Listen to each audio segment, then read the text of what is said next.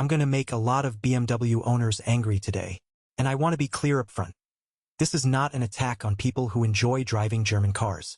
If you love your BMW genuinely, the way it drives, the way it feels, the steering, the character, that's a legitimate reason to own one. But if you're paying a $15,000 premium over the course of ownership because you believe German engineering is objectively superior, more reliable, better made, more mechanically sophisticated, the data says you've been sold something that isn't true. And I want to show you exactly what the number looks like. In the 1970s and 1980s, BMW, Mercedes-Benz, and Audi were producing cars that were genuinely mechanically excellent. The BMW E33 series, the W126 Mercedes S-Class, early Audi Quattro systems, these were cars built with an engineering philosophy that was measurably superior to much of what else existed at the time. The reputation was earned.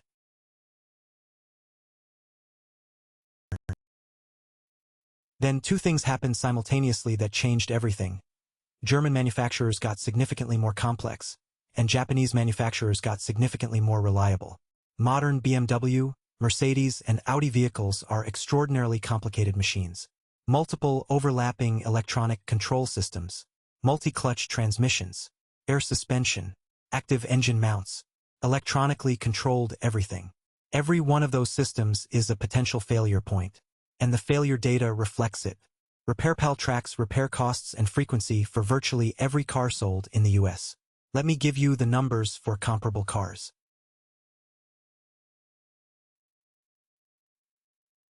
BMW 3 Series. Average annual repair cost of $1,161.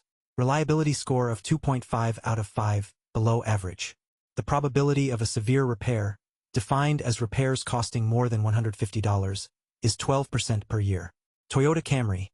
Average annual repair cost of $388. Reliability score of 4.0 out of 5, above average. Probability of a severe repair, 10%. Depreciation. BMW 3 Series loses approximately 50 to 55% of its value over 5 years.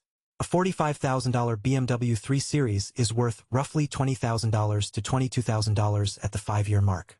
A Toyota Camry, starting at $30,000, loses approximately 37 to 42%, worth roughly $17,000 to $19,000.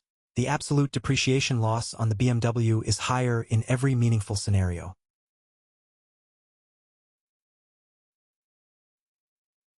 Insurance. Because BMW 3 Series repair costs are higher, replacement parts are more expensive, and theft rates are elevated, insurance premiums run approximately 20 to 30% higher than a comparable Camry. On a $2,000 annual premium, that's $400 to $600 per year, $4,000 to $6,000 over 10 years. Fuel. Both the BMW 330i and Toyota Camry XSE are similarly powered. The BMW requires premium fuel. The Camry runs on regular. In the US, the average spread between regular and premium is approximately 40 to 60 cents per gallon. If you're driving 12,000 miles per year at 30 miles per gallon, that's 400 gallons annually, $160 to $240 more per year just for the right grade of gasoline. Over 10 years, $1,600 to $2,400. Added up. Repair cost differential over 10 years, $7,730. Insurance differential, $5,000.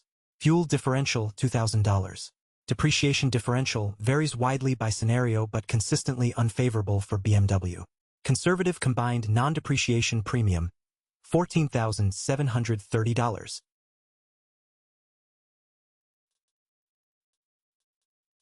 $14,730. For a car that Consumer Reports consistently ranks below average in reliability while ranking the Toyota above average. This is not opinion. This is documented cost data from the largest automotive reliability tracking organizations in the United States. Now here's the part that makes this worse. The people paying this premium largely believe they're paying it for engineering superiority. They're not. They're paying it for a brand story that was accurate 40 years ago and has been maintained primarily through marketing spend ever since.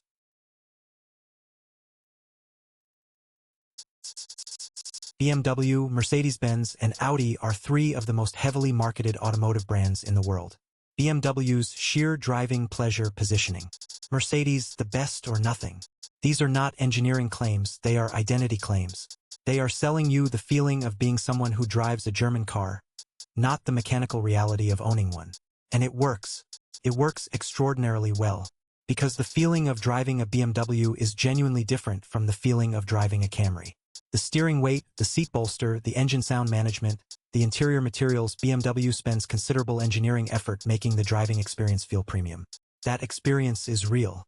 What isn't real is the implicit claim that premium experience equals engineering superiority equals better reliability. BMW has made a product decision to prioritize driving feel and interior sensory experience. Toyota has made a product decision to prioritize mechanical longevity and ownership cost. These are different decisions. Neither is wrong.